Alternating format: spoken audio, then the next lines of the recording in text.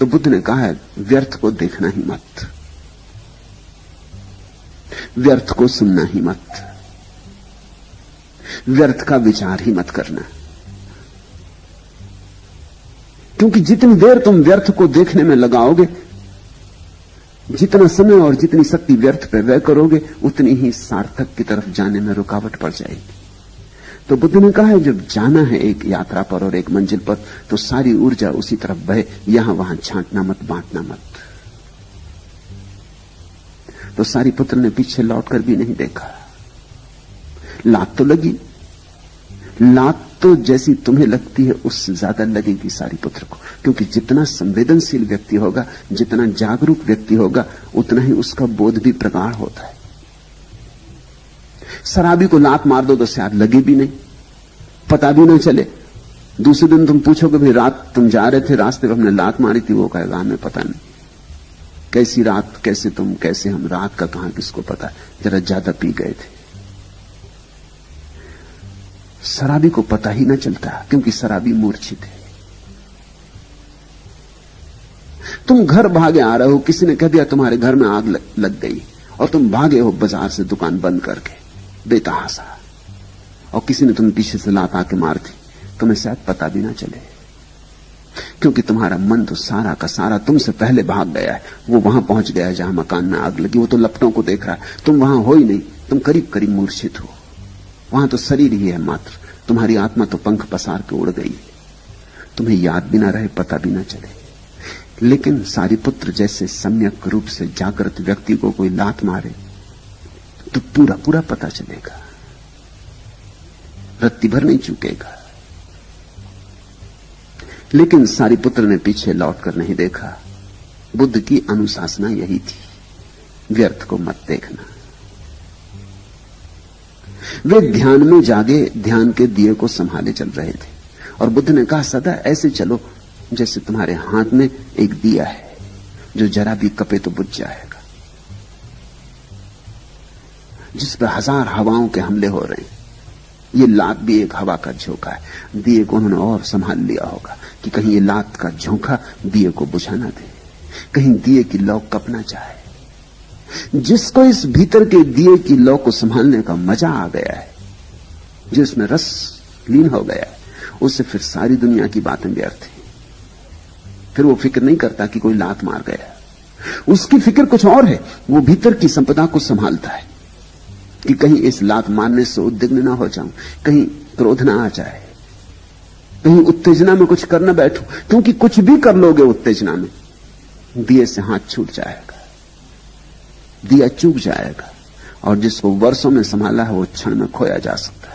जब आदमी पहाड़ की ऊंचाइयों पर चढ़ता है तो जैसे जैसे ऊंचाई बढ़ने लगती वैसे वैसे संभलने लगता है, क्योंकि अब गिरने में बहुत खतरा है। ध्यान रखना, सपाट जमीन पर चलने वाला आदमी गिर सकता है, कोई बड़ी अड़चन नहीं, खरोंच मरोंच लगेगी, थोड़ी मलम पट्टी कर लेगा, ठीक हो जाएगी। लेकिन जैसे जैसे पहाड़ की ऊंचाई पर पहुंचने लगता है, अब तुम गौरी शंकर के शिखर पर इस तरह नहीं चल सकते जैसे तुम पूना की सड़क पर चलते हो। तुम्हें एक एक श्वास संभाल के लेनी पड़ेगी और एक एक पैर जमा के चलना होगा, क्योंकि वहां से गिरे तो गए, वहां से गिरे तो फिर सदा को गए, खरोंच नहीं लगेगी, सब समाप्ति हो जाएगा। ऐसी ही अंतर्दशा ध्यान में भी आती। ध्यान के शिखरों पर जब तुम चलने लगते हो तब बहुत संभल के चलना होता है। सारीपुत्र उन ध्यान के शिखरों पर है जहां से गिरा हुआ आदमी बुरी तरह भटक जाता है जन्मों जन्मों के लिए। अब कोई लात मार गया, इसमें कुछ मूल्य नहीं, इसका कोई अर्थ ही नहीं। ऐसी घड़ी में उद्विग्न नहीं हुआ जा सकता। तुम जल्दी से उद्विग्न हो जाते हो क्योंकि तुम्हारे पास खोने को कुछ नहीं। याद रखना, तुम इसलिए उद्विग्न हो जाते हो, तुम्हारे पास खोने को कुछ नहीं। उद्विग्न होने में तुम्हारा कुछ हर्जा नहीं, खरोंच लगेगी थोड़ी बहुत, ठीक है, लेकिन सारीपुत्र के लिए महंगा सौदा है। खरोंच नहीं लगेगी, सब खो जाएगा, जन्मों जन्मों की संपदा खो जाएगी, हाथ आते आते खजाना खो जाएगा। वे ध्यान में जागे, ध्यान के दिए को संभाले चल रहे थे तो वैसे ही चलते रहे। उल्टे मन ही मन वे प्रसन्न भी हुए, क्योंकि साधारणतः ऐसी स्थिति में मन डमाडोल हो उठे, यह स्वाभाविक है। और देखा कि मन डमाडोल नहीं हुआ है। लात लगी और नहीं लगी, चोट पड़ी और चोट नहीं हुई। हवा का झोंका आया और गुजर गया। अकंप थी ज्योति, अकंप ही रही। प्रमुदित हो गए होंगे, प्रफुल्लित हो गए होंगे, हृदय कमल खुल गया होगा।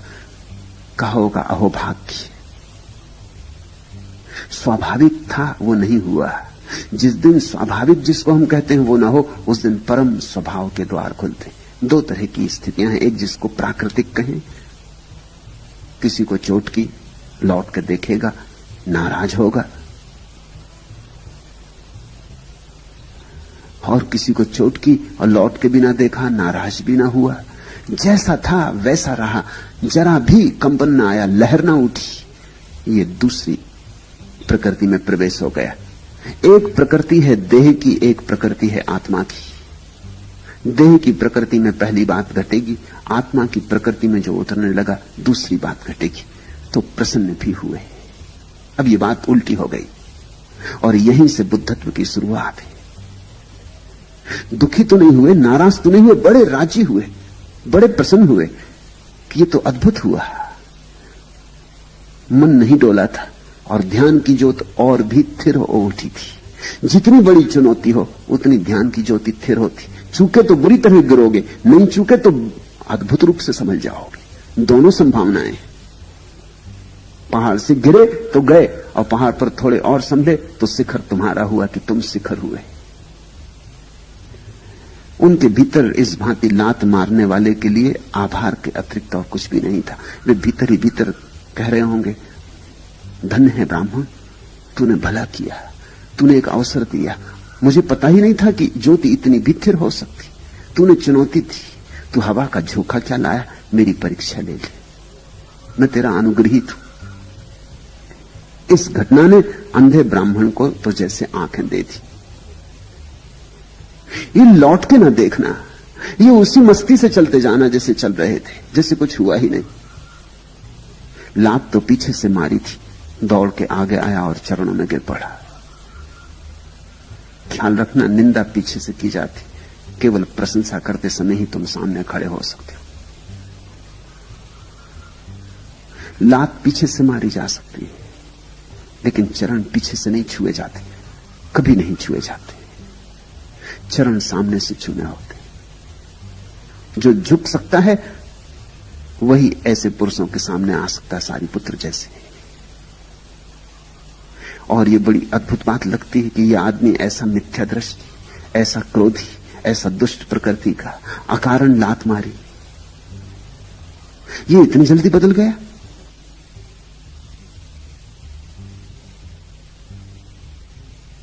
अक्सर ऐसा होता है,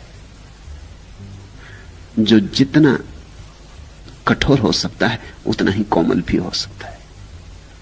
जो जितना विरोध में हो सकता है उतना ही पक्ष में भी हो सकता है। जो जितनी घृणा से भरा होता है उतनी ही प्रेम से भी भर सकता है। बदलाहट केवल उनके जीवन में नहीं होती जो कुनकुने जीते। एक यहूदी फकीर ने धर्मगुरु को, देश के सबसे बड़े धर्मगुरु को अपनी लिखी किताब भेजी। जिस शिष्य के हाथ भेजी उसने कहा आप गलत कर रहे हैं, ना भेजें तो अच्छा, क्योंकि वो आपके विरोध में, वो आपको शत्रु मानते। ये फकीर पहुंचा हुआ व्यक्ति था, लेकिन स्वभाव था धर्मगुरु इसको दुश्मन माने, ये स्वाभाविक है। क्योंकि जब भी कोई पहुंचा हुआ फकीर होगा, तथाकथित धर्म, तथाकथित धर्मगुरु, तथाकथित पुरोहित, पंडे, स्थिति स्थापक सब उसके विरोध में हो जाएंगे। वो सबसे बड़ा धर्मगुरु था और उसके मन में बड़ा क्रोध था इस आदमी के प्रति, क्योंकि यह आदमी पहुंच गया था। यही अड़चन थी, यही जलन थी। लेकिन फकीर ने कहा अपने शिष्य को, तू जा, तू सिर्फ देखना, ठीक ठीक देखना क्या वहां होता है और ठीक ठीक मुझे आके बता देना।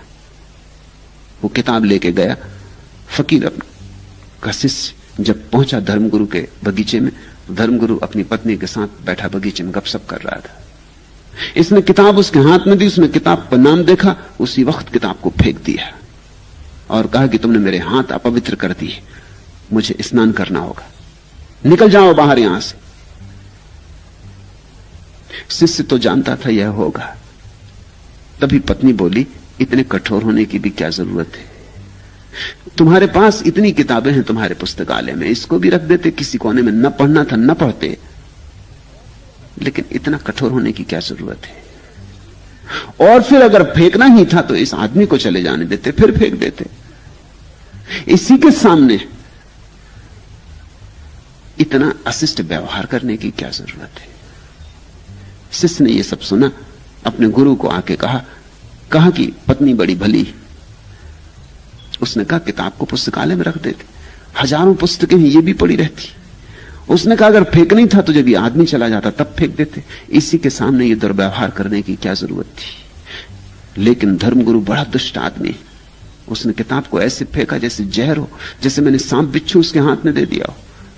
तुम्हें पता है उस यहूदी फकीर ने क्या कहा? उसने अपने शिष्य को कहा तुझे कुछ पता नहीं, धर्मगुरु आज नहीं कल मेरे पक्ष में हो सकता है, लेकिन उसकी पत्नी कभी नहीं होगी। ये बड़ी मनोवैज्ञानिक दृष्टि है। पत्नी व्यवहारिक है, न प्रेम न घृणा, एक तरह की उपेक्षा है कि ठीक पड़ी रहती किताब, या फेंकना था बाद में फेंक देते। उपेक्षा है, न पक्ष है न विपक्ष है। जो विपक्ष में ही नहीं है वो पक्ष में कभी ना हो सकेगा। उस यहूदी फकीर ने ठीक कहा कि पत्नी पर मेरा कोई बस नहीं चल सकेगा। ये धर्मगुरु तो आज नहीं कल मेरे पक्ष में होगा, और यही हुआ। जैसे ही शिष्य चला गया वो धर्मगुरु थोड़ा शांत हुआ, फिर उसे भी लगा कि उसने दुर्व्यवहार किया। आखिर फकीर अपनी किताब भेजा था इतने सम्मान से, तो ये मेरे तरफ से अच्छा नहीं हुआ। उठा, किताब को झाड़ा पहुंचा। अब पश्चाताप के कारण किताब को पढ़ा कि अब ठीक है, जो हो गई भूल हो गई, लेकिन देखूं भी तो इसमें क्या लिखा। पढ़ा तो बदला, पढ़ा तो देखा ये तो परम सत्य है इस किताब में। वही सत्य जो सदा से कहे गए, एस धम्मो सनातनो, वही सनातन धर्म, सदा से कहा गया धर्म इसमें।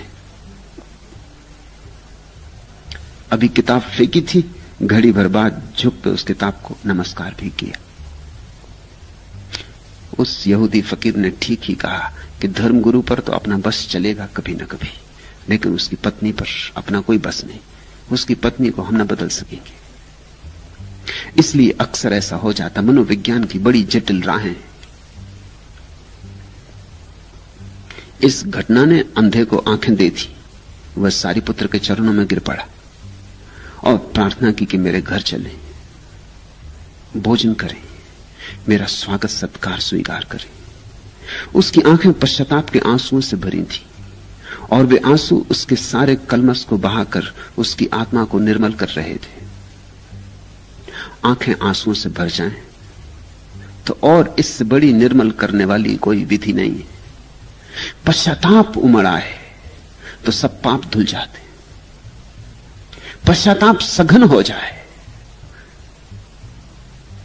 तो तुम्हारे भीतर जो भी कूड़ा करकट है पश्चाताप की सघन अग्नि में जल जाता है। इसलिए जीसस ने तो पश्चाताप को, रिपेंटेंस को धर्म की सबसे बड़ी कीमिया कहा है। बाइबल में जगह जगह वो दोहराते, रिपेंट, पश्चाताप करो, डूबो पश्चाताप में। जितने डूब जाओगे पश्चाताप में उतने ही ताजे होकर निकलोगे। पश्चाताप में स्नान हो जाता है, पश्चाताप में पाप विसर्जित हो जाते हैं। गंगा में नहाने से शायद ना हो, लेकिन पश्चाताप में नहाने से निश्चित हो जाते।